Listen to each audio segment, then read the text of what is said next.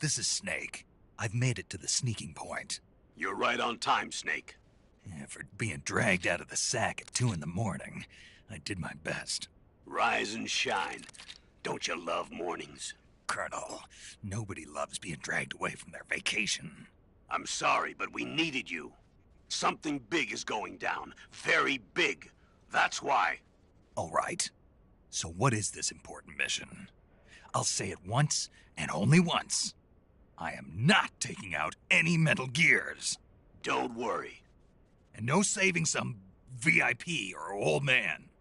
It's nothing like that. If it's like a hot damsel in distress, I'll think about it. Well, it's not quite a hot damsel in distress, but it is a rescue mission. Rescuing who? Apes. What? Monkeys. But not just any monkeys. You said monkeys? Just listen. Your mission is to infiltrate the jungle and capture all of the monkeys. Again. You said monkeys?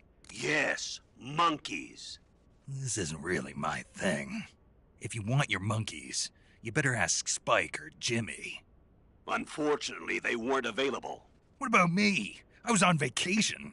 Snake, we need you. If you don't do this, who will? It's not like someone else couldn't handle a stealth mission. Don't say that. This is the genre we turned over every leaf in. Why don't you make Sam or Gabe do the job? Snake. Isn't this just some monkey-catching action? Snake, I'm asking you. It's a request from the professor himself. The professor? Natalie's grandfather? That's the one. The one who came up with the monkey helmet? Well, that was the professor's classmate. His classmate? From high school. Not only that, but the professor is a friend of Otacon's. He's Otacon's friend, too? It's because of the professor that Otacon has been able to come up with some of his inventions. All right. What are the details? So you'll do it. Great. I'm not against some monkey catching, but I'd rather be collecting pants. Snake, the monkeys have fled into the jungle. When you find them, knock them out for capture. Right. I'm not going to be able to grab them when they're jumping all around the place. Right. When you've grabbed all the monkeys, your mission is complete. Gotcha.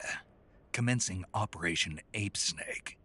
Snake, when you capture a monkey, yell out the password. With the password, a warp device will activate. Understood. Good. I'm counting on you, Snake.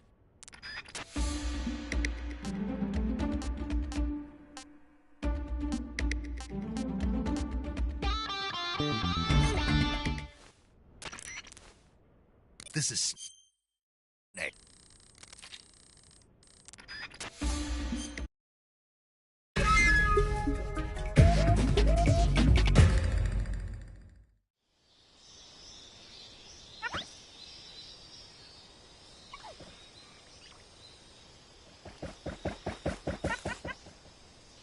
Three, 2, 1, start!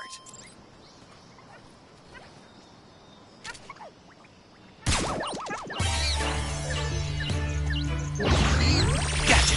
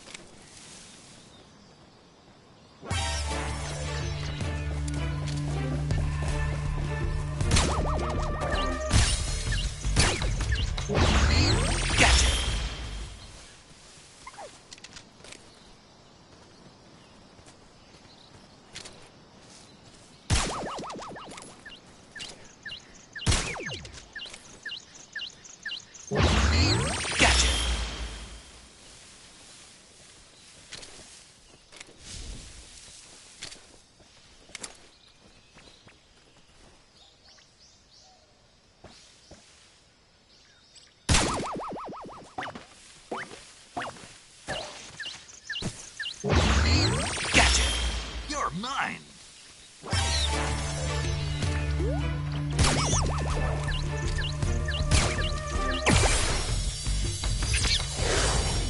Gotcha!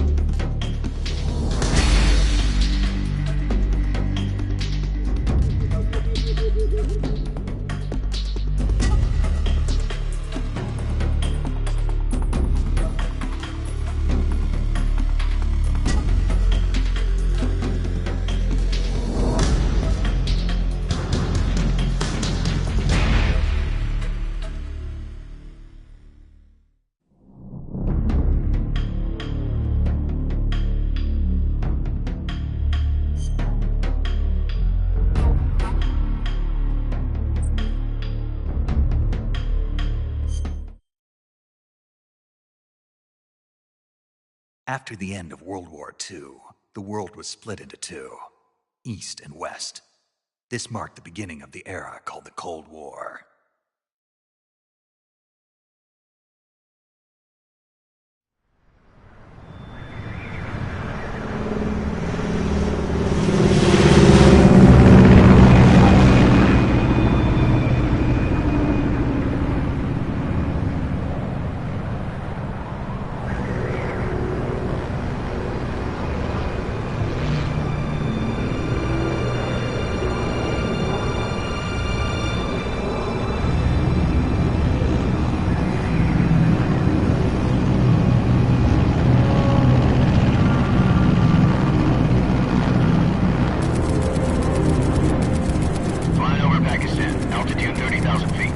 Approaching Soviet airspace. 20 minutes to drop off. Commencing internal depressurization. Equipment check. Arm main parachute. All right. You ready to go? Drop zone still showing a high pressure mass. Cav okay. Good. We've got high visibility.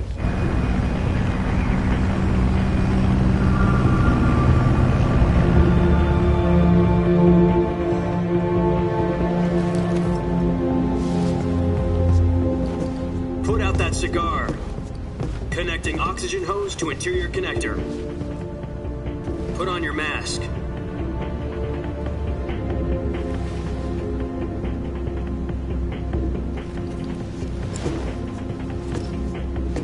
Does this panty waste know what he's doing?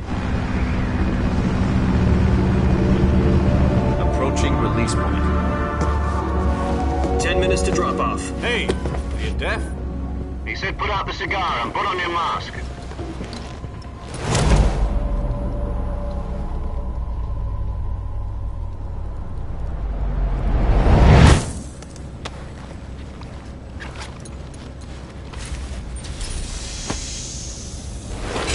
Depressurization complete.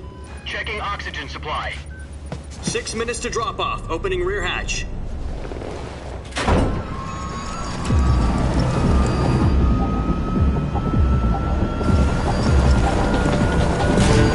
Sunrise.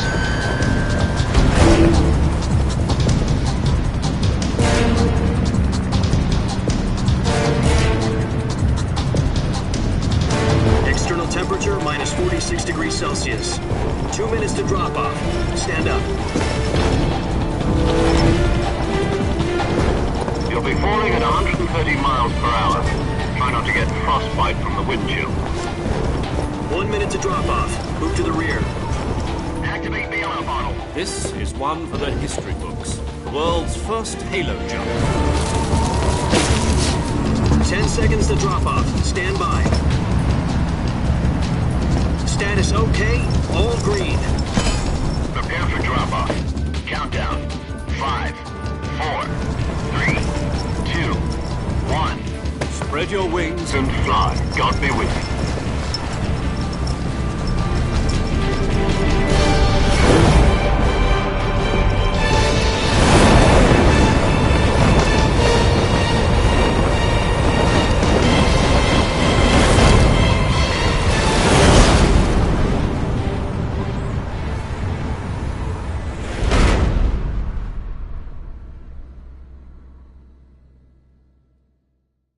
Jack, I've got some important news. The head of the CIA has finally given us the green light for the virtuous mission. Virtual mission? No, the virtuous mission. The future of our Fox unit depends on it. If it succeeds, we'll be officially organized into a unit. Virtuous mission? Sounds like some kind of initiation ritual. You know, don't get cocky. This isn't a training op. Right. So what exactly is this wonderful mission? Well, about 2 years ago, a certain Soviet scientist requested asylum in the West through one of our moles. His name is Nikolai Stepanovich Sokolov. He's head of the OKB 754 Design Bureau, one of the Soviets' top-secret weapon research facilities, and the East's foremost expert on weapons development. Sokolov? Isn't he that famous rocket scientist? The very same. On April the 12th, 1961, the Soviets achieved the first manned spaceflight in history. The Earth was blue, but there was no God. Well spoken. The rocket that carried Yuri Gagarin into orbit was the A-1, known as the Vostok rocket. Sokolov is said to be the man most responsible for the multi-engine cluster used in that rocket. After Gagarin's flight, Sokolov left rocket development to become the head of the newly established Design Bureau. From a lowly technician to head of a design bureau, that's quite a success story, so why'd he want to defect? It seems he'd become afraid of his own creations. Afraid? Call it a crisis of conscience. And for that, he left his country and his family behind and went over the fence? Not exactly. One of his conditions was that his family was also to be taken safely to the West. We used a mole to get the family out first, and succeeded in sneaking Sokolov over the Berlin Wall shortly afterwards. I was the one who conducted the operation. The security on the eastern side was still full of holes back then. Then what? We got Sokolov over in one piece, but the whole ordeal had left him exhausted, and we checked him into a hospital in West Berlin. It took him 2 weeks and more than 600 miles to get from the research facility in the Soviet Union to Berlin. He was in no condition to say anything coherent. And it was only a week later that we had something much bigger on our hands. The Cuban Missile Crisis. October the 16th, 1962, President Kennedy received word that the Soviets were in the process of deploying intermediate-range ballistic missiles in Cuba. The President demanded that the Soviets dismantle and remove the missiles. At the same time, he announced a naval blockade to prevent further missile shipments from reaching Cuba. But the Soviets didn't back down, instead placing their armed forces on secondary alert. Soviet transport ships carrying missiles continued on course towards Cuba. US and Soviet forces went on alert for an all-out nuclear war. Frantic negotiations were conducted through the UN's Emergency Security Council and unofficial channels to end the hair-trigger standoff. Finally, on October the 28th, the Soviet Union agreed to remove its missiles from Cuba, and so the world avoided a nuclear holocaust. But in order to get the Soviets to pull their missiles out, we had to make a deal. You mean the one where the US agreed to remove its IRBMs from Turkey? No. The Jupiter IRBMs deployed in Turkey were obsolete, and we were going to get rid of them anyway. They had no strategic value whatsoever to either the US or the Russians. The Turkey deal was a ruse, a cover story that was fed to the other intelligence agencies around the world. So what did the Russians really want? Sokolov. They wanted us to return Sokolov. You mean the Soviets pulled out of Cuba just to get their hands on Sokolov? That's right. What the hell was he working on? At the time, we had no idea. We were running out of time. It was either give up Sokolov or risk full-scale nuclear war. In the end, we had no choice. President Kennedy gave in to Khrushchev's demand. The next day, I got Sokolov out of the hospital, handing him over to agents on the eastern side. Sokolov kept on screaming, "Save me," until he disappeared from my side. Then, a month ago, we received some new information from one of our moles. About Sokolov? Yes. He was taken back to the research facility and forced to continue working on the weapon in question under KGB supervision. What's more, it's on the verge of completion. So what kind of weapon is it? Something to do with space rockets? No, missiles. Same technology. I guess you're right. We don't know the details, but it appears to be a new kind of nuclear device. For half a year now, the Soviets have been conducting frequent nuclear tests at Semipalatinsk. Something to do with the weapon, I assume. We're talking about a secret weapon so big that Khrushchev was ready to pull out of Cuba to get it back. Is Sokolov still in the facility? No. According to our intelligence, he's in Selino-Yask, a place in the mountains about 3 miles to the west that's known as the Virgin Cliffs. The Virgin Cliffs. Nice name for a virtuous mission. They moved him there just recently. Why? Apparently, they're conducting a field test of the weapon, but it's our best chance to get him back. This mission would never have been possible if he was still in the research facility. This is our last chance. Sokolov must have known that too when he contacted us.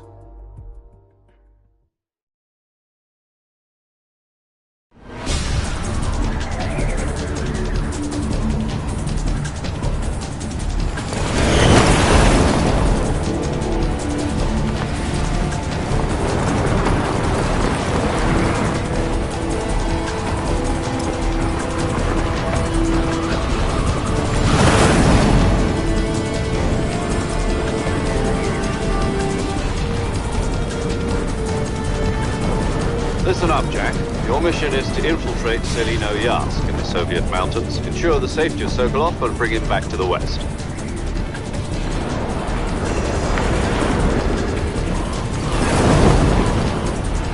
If we don't get Sokolov back before that weapon is complete, we'll be facing a major crisis. The clock is ticking.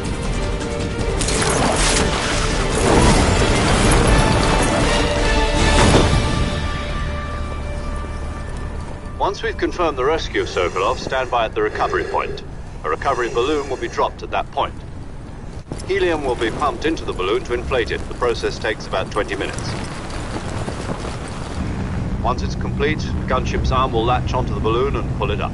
The Fulton surface-to-air recovery system. I'm familiar with the theory. Take it easy. It's been combat-proven. Do you think Sokolov is up to it? The shock will be less than during a parachute jump, and the arm can handle up to 500 pounds. So you're planning on going over the border in a single combat Talon? She's equipped with 2 6-barrel 20mm Vulcan cannons, as well as 2 40mm machine guns. Sounds like she could hold her own against a battalion of tanks. Even with the fuel in the reserve tank, we're facing a 4-hour time limit. If all goes well, it shouldn't take more than a few hours. Home in time for dinner. But if anything goes wrong, you'll be eating dinner, breakfast, and all the rest of your meals in the jungle.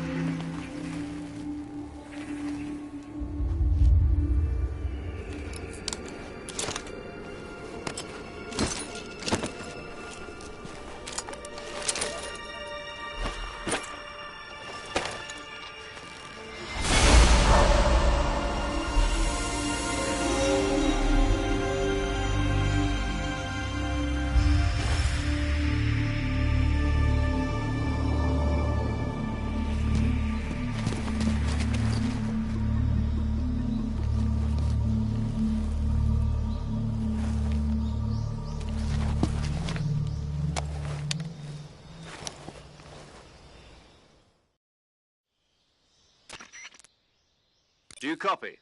You're already in enemy territory, and somebody might be listening in.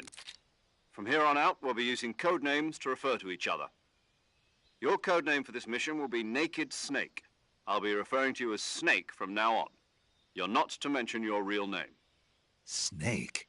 What, you don't like snakes? What do you mean? Well, you've eaten one before, haven't you? In survival training. I'm glad to hear that. I don't know if I'd ever order one in a restaurant, but... Be careful, you might not have a choice. What about you, Major? What should I call you?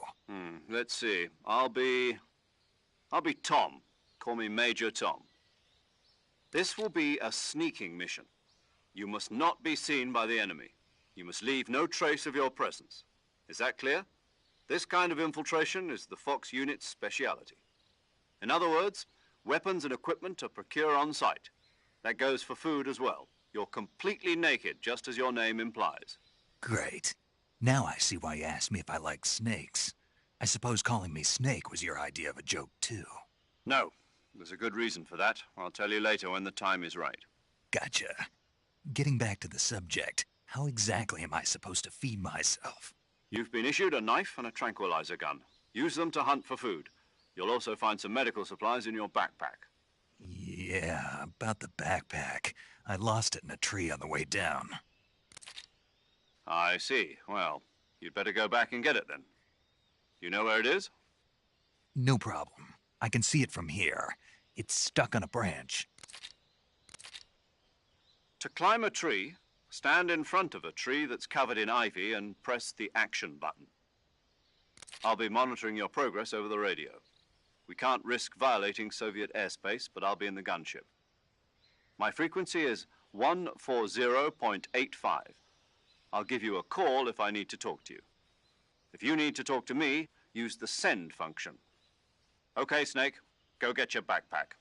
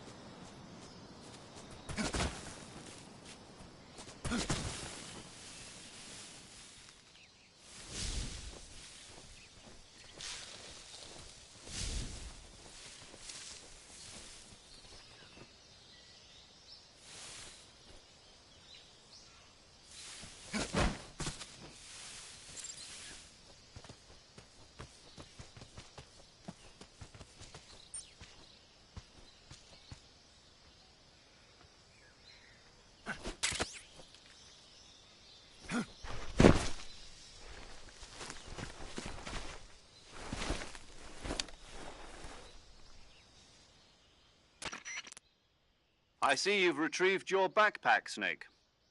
To equip a weapon, it's necessary to take it out of your backpack. In the survival viewer, choose Weapon from the backpack. Your available weapons will be displayed in a list on the screen. From that list, choose the weapon you want to equip and press the Enter button. For other equipped items, just do the same thing from Item. Got it. Use the survival viewer backpack. Yep, that's right. Survival is fundamental to this mission. After you've been out in the field for a while, your stamina will start to drop. If your stamina gets too low, it'll affect your performance. You won't be able to shoot accurately, for example, and your wounds won't heal as smoothly. Keep an eye on your stamina so you don't run out. To recover lost stamina, you can hunt for local flora and fauna. You can use either your tranquilizer gun or your knife to hunt. My only weapon is a Mark 22 Hush Puppy tranquilizer gun? That's right. It's been fitted with its own suppressor. However, the suppressor will deteriorate every time you fire. Once its durability reaches 0, the noise suppression effect will be gone. So don't get too trigger happy with it. The suppressor's durability is shown in the icon. Any weapons and equipment beyond what you're carrying now, you'll have to find as you go. I have to find my own weapons and equipment? Whose crazy idea was this, anyway? Solo covert actions are standard Fox operating procedure. You can't leave any traces of your presence. No weapons, equipment, footprints, sweat, or bodily wastes. The same goes for bullets and cartridges, too. Your presence in enemy territory is already a violation of international conventions of warfare. There aren't supposed to be any American soldiers in Russia. It could spark an international incident. You can't let anyone see you. You can't let the enemy know you're there. This is a stealth mission. You're a ghost, Snake, in every sense of the word. And there'll be no rescue if you're captured. The military and U.S. government will deny any involvement in the affair. Then I'll just have to take care of myself, huh? I'm afraid so. You've been given a fake death pill for that purpose. SIS guidelines stipulate that soldiers on covert ops like this one be issued a potassium cyanide capsule. Tape it to your body so you can take it when you need to. How generous of you. Use it if you're taken prisoner by the enemy. It'll send you into a state of false death for a short time. Fooling them into thinking that I'm really dead. So how do I come back to life? Just take the revival pill. You mean that thing they put in my tooth before the mission? That's the one. But be careful. If you remain in a state of false death for too long, nothing will be able to bring you back. Remember that. I'll keep it in mind. You said this was a solo mission, right? Right. I guess that means I can't count on any reinforcements. Correct. The mission rests entirely in your hands. A real one-man army. Relax. There's a support team ready to back you up over the radio. Who? I'll introduce them to you. This time, survival is of utmost importance. The first member of the support team will be in charge of monitoring your physical condition, acting as a medic, so to speak, as well as recording your mission data. She's a member of Fox as well, and she's here on the gunship with me. She? Hello, Snake. I'm paramedic. Nice to meet you. Paramedic. As in a medic who comes in by parachute. Aren't you going to tell me your real name? Are you going to tell me yours, Mr. Snake? My name, huh? It's John Doe. And they call you Jack for short. You're a regular Captain Nemo. A name means nothing on the battlefield. After a week, no one has a name.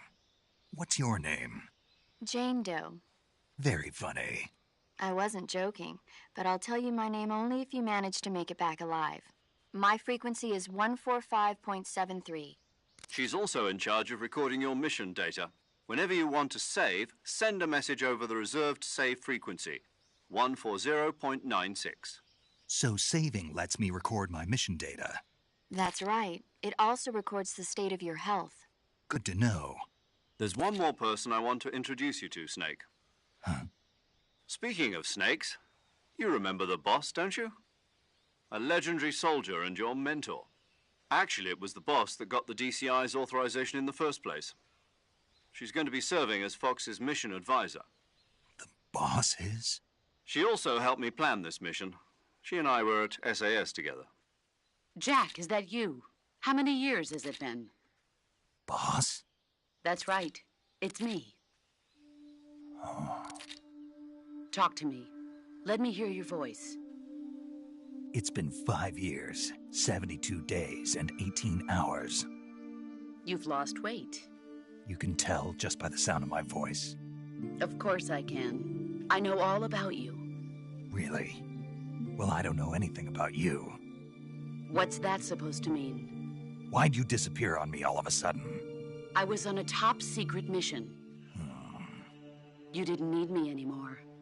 But there were still so many things I wanted you to teach me. No, I taught you everything you needed to know about fighting techniques. I taught you all I could. The rest you needed to learn on your own. Techniques, sure. But what about how to think like a soldier? How to think like a soldier? I can't teach you that. A soldier needs to be strong in spirit, body, and technique.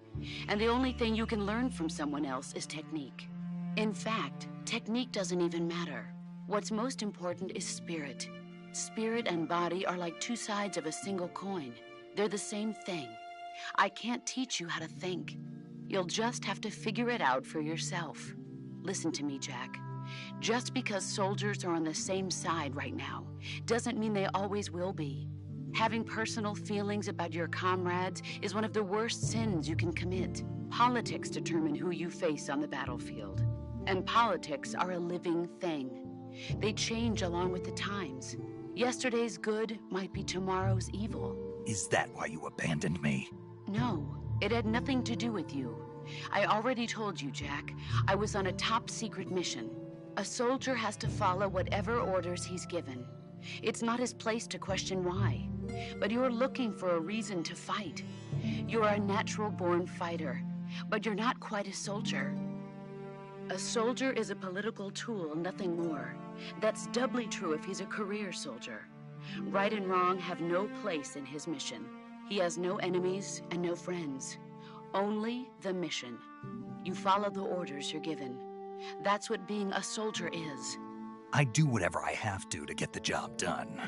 I don't think about politics. That's not the same thing. Sooner or later, your conscience is going to bother you. In the end, you have to choose whether you're going to live as a soldier or just another man with a gun. There's a saying in the Orient, loyalty to the end. Do you know what it means? Being patriotic. It means devoting yourself to your country. I follow the president and the top brass. I'm ready to die for them if necessary. The president and the top brass won't be there forever. Once their terms are up, others will take their place. I follow the will of the leader, no matter who's in charge. People aren't the ones who dictate the missions. Then who does? The times. People's values change over time, and so do the leaders of a country. So there's no such thing as an enemy in absolute terms. The enemies we fight are only enemies in relative terms, constantly changing with the times. As long as we have loyalty to the end, there's no point in believing in anything, even in those we love. And that's the way a soldier's supposed to think? The only thing we can believe in with absolute certainty is the mission, Jack. All right, but do me a favor. What is it? Call me Snake. Snake? Oh, right. Your codename is Snake. It suits you well.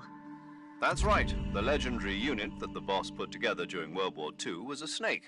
The Cobra unit, a group of heroes that brought the war to an end and saved the world. As long as you've got a legendary hero backing you up, you'll be fine. Isn't that right, Snake? Yeah. I can't think of anyone else I'd rather have with me. Oh, and one more thing, boss. Yes? It's good to hear your voice again. Same here. After all, who knows if either of us will make it out alive? Snake, you are always best at urban warfare and infiltrating buildings. But this is the jungle. Survival is going to be key. Those CQC techniques I taught you are sure to come in handy. CQC? Close quarters combat, huh? I've been in the Green Berets for the past few years. I'm probably pretty rusty. Not to worry. I'll be here to help you remember. After all, this is your first actual survival mission. I'll be supporting you over the radio. Where are you, boss? Next to the Major? The boss is communicating with us by radio from aboard a Permit-class submarine in the Arctic Ocean. My frequency is 141.80. Call me if you need my advice on battle techniques. Gotcha. Your mission is to retrieve Dr. Sokolov. Dr. Sokolov is being held in an abandoned factory located to the north of your current position. Avoid heavy combat and don't let anyone see you. Don't forget that this is a stealth mission. Snake, try to remember some of the basics of CQC.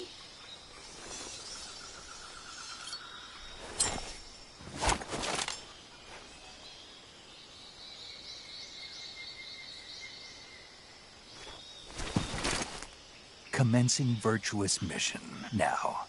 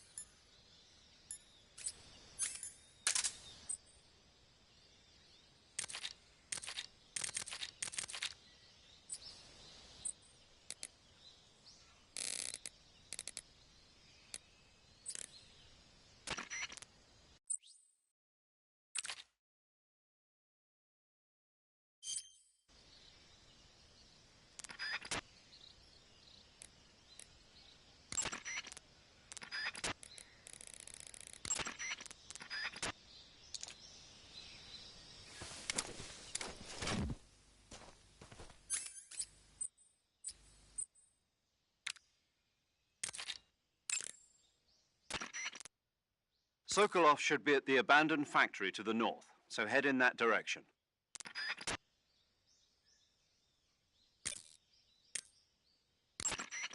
I see you've captured a giant anaconda. The giant anaconda is believed to be the largest snake in the world in terms of weight and diameter. It's not poisonous, but its large size makes it extremely powerful. They say it even eats crocodiles. Its only natural predator is man. And snake. And snake. The giant anaconda is a very large snake, but you should be able to capture it alive using the tranquilizer gun. Got it. So how does it taste? I knew you were going to ask me that. Glad I didn't disappoint you. So? Well, the guide says it tastes all right. Good. I'll have to try some. Ugh. Check your stamina gauge to see how much stamina you have remaining.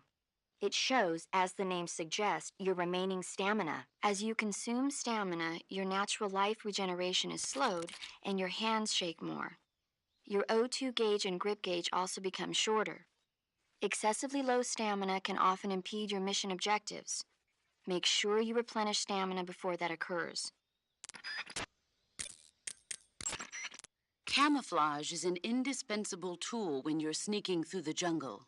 To use camouflage, first press the Survival Viewer button to go to the Survival Viewer. Then select Camouflage and press the Enter button. Select Uniform to select Battle Fatigues, and Face to select Face Paint. Choose battle fatigues that match the surrounding environment. The most effective camouflage is attained by selecting fatigues that blend in with the environment. Camouflage patterns that stand out in your surroundings will attract attention.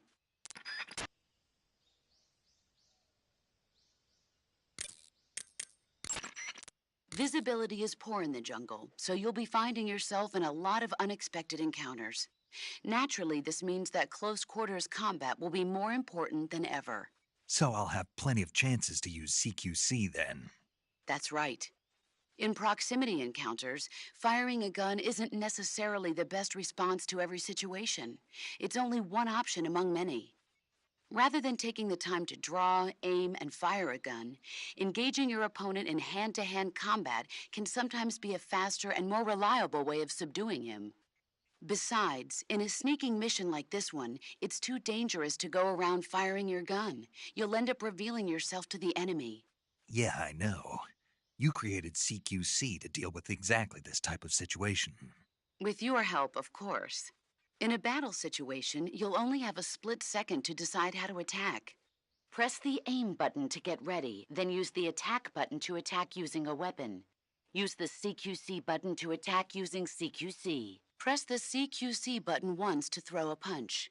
Pressing it multiple times in succession will allow you to deliver a combo attack. But striking your opponent is just one aspect of CQC. It doesn't really start to shine until you've got your enemy in a hold. Press and hold down the CQC button to grab your opponent with your hand. From there, you can use the movement stick to knock your opponent off balance and throw him to the ground.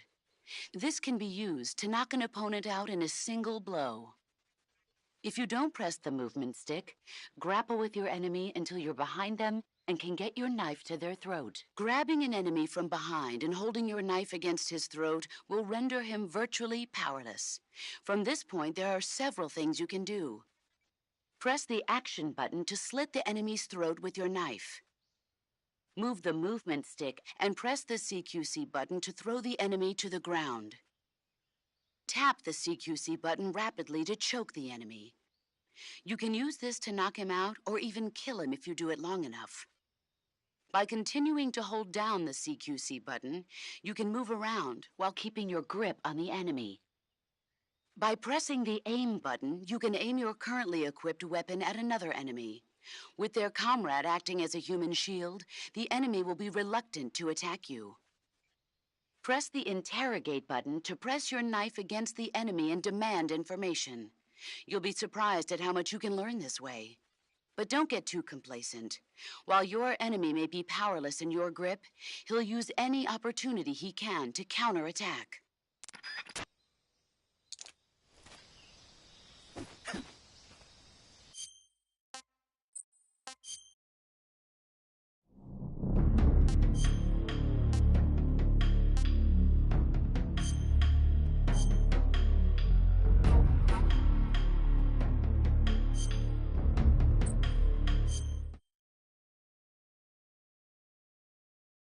After the end of World War II, the world was split into two, East and West. This marked the beginning of the era called the Cold War.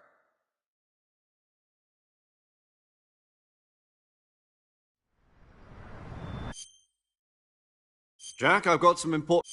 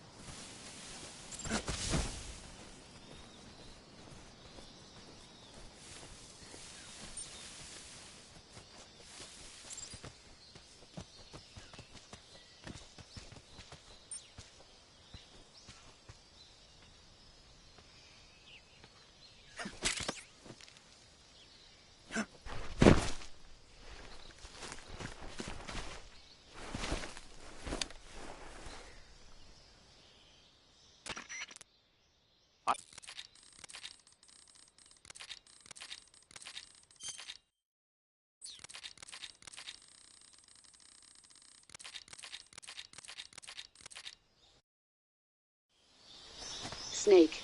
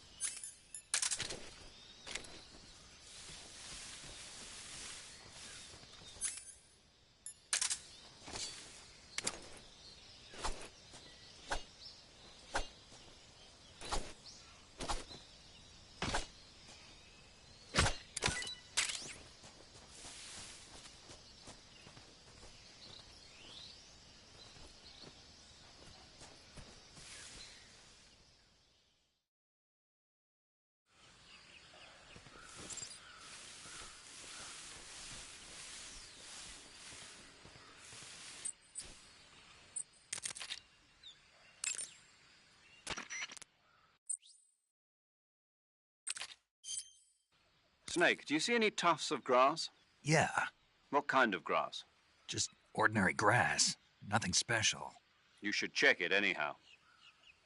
It's pretty thick grass, about waist high. If you crawl into the grass, you can advance under cover. When you do, the camera automatically switches to intrusion view. If you want to stand up again, press and hold the crouch button once more. If you press the crouch button briefly, you'll crouch in that spot. This allows you to observe things without blowing your cover. Got it? Yeah, but But what? was that the only reason? What do you mean? You had me check it just so you could tell me that? That's right. Pretty useful, huh? Right. Shall we carry on? By all means. Even when hidden in grass, if you make a noise, your enemies will locate you. When enemies are nearby, move with slight movements of the movement stick. That way you can proceed with minimal disturbance.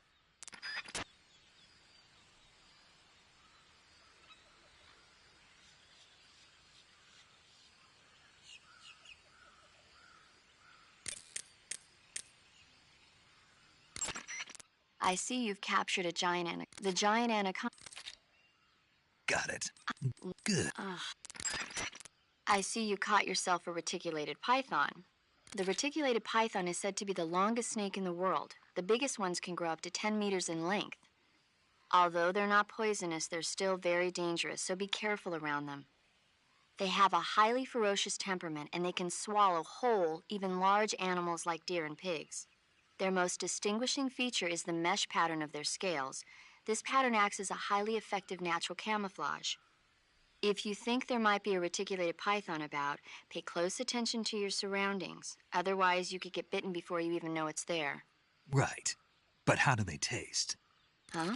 Do they taste good? You're actually going to eat one. Why else would I be asking? Cannibal. What was that? Nothing. Let's see what the guide says. Ah, you're in luck. It says they taste pretty good. Good. I can hardly wait.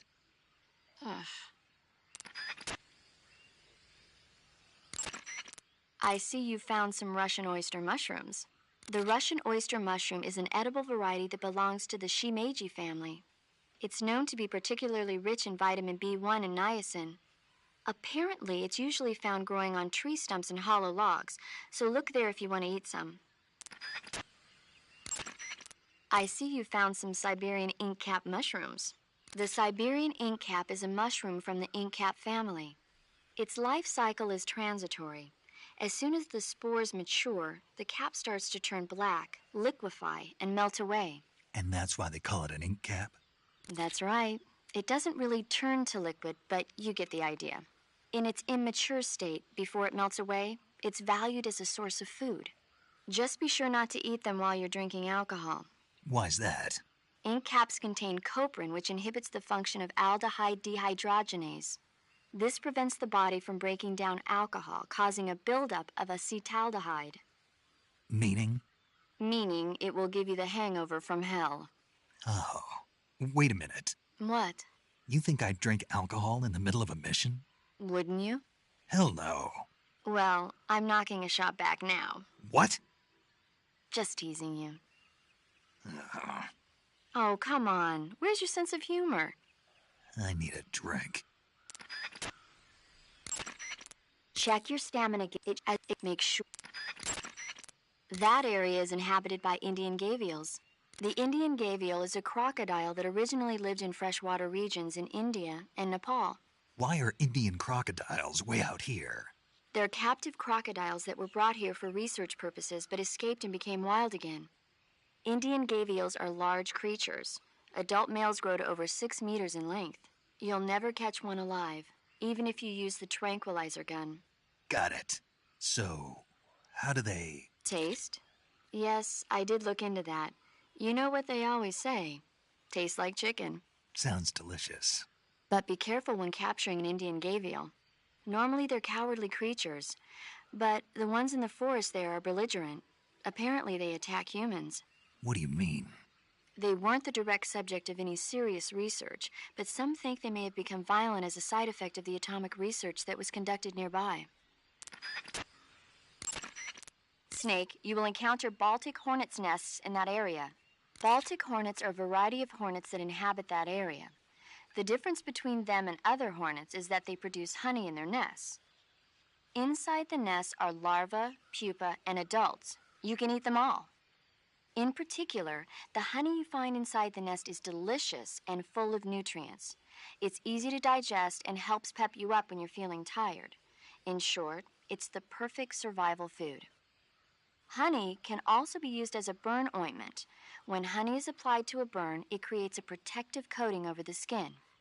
When you knock down a hornet's nest, a burn ointment will appear along with it, so don't forget to pick it up. Of course, the hornets aren't going to give up their nest without a fight.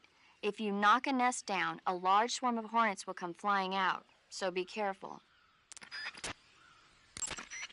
Eat food to recover stamina. Capture plants and animals to get food. I have information on the local plants and animals, so don't hesitate. To take a rest, all you have to do is save and exit the game. The next time you load your save data and continue the game, your stamina and life will have recovered. How much they recover depends on how long of a rest you take. So the longer I rest, the more I'll recover. That's right. If you're so exhausted that you don't even have the strength to find food, save the game and take a rest and you'll be back on your feet. I hope that never happens. So do I, but you never know. Just don't forget, okay? I won't. To eat food, press the survival. Go to food to select the food you want. Select eat and you will eat the... When you eat, when your stamina is down only slightly, you should save your tastier morsels, but don't leave food for too long. Snake, that area should... The tree frog is it's arboreal. Use the tranquilizer gun to catch one alive. I bet you could scare an... But the tree frogs that live in that... They've got an... You've got to... But seriously, that is one theory. Do you think they're safe to... Is that all you have... What else? Lot. Like what? Like why a frog would get... Whether it's a temporary phenomenon created... If it is the waste that's... This isn't... Oh, fine. So... You mean... Yeah. Probably. I don't know. Pretty... Well, try one...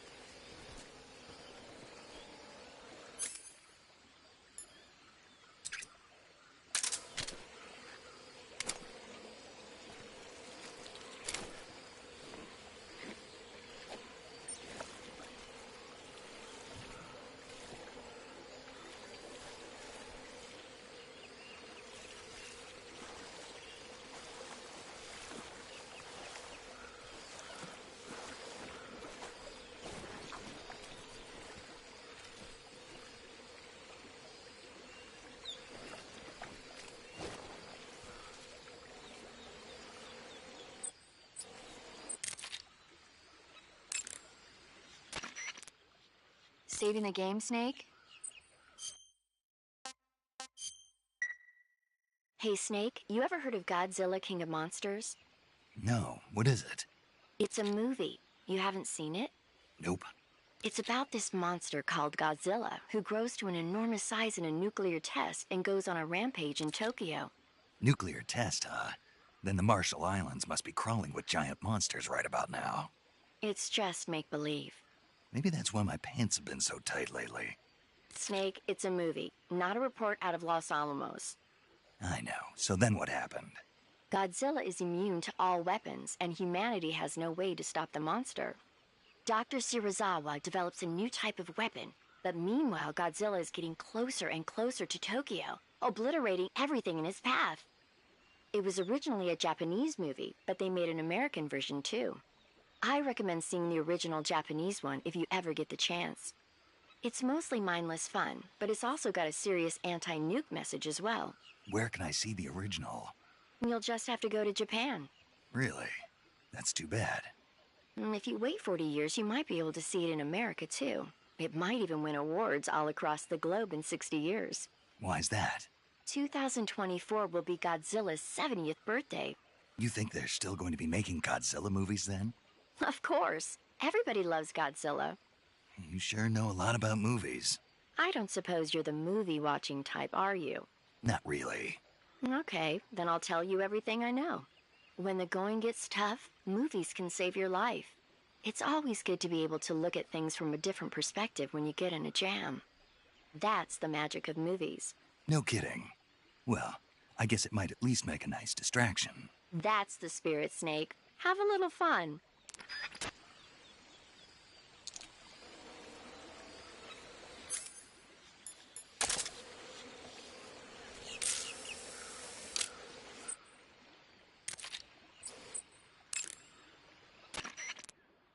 Snake, that area is inhabited. Magpies are members of the crow. Their favorite food is insects, but They'll eat any. Right. If you use the tranquilizer. Okay. You always... Naturally. I've never heard of... You don't say. Oh,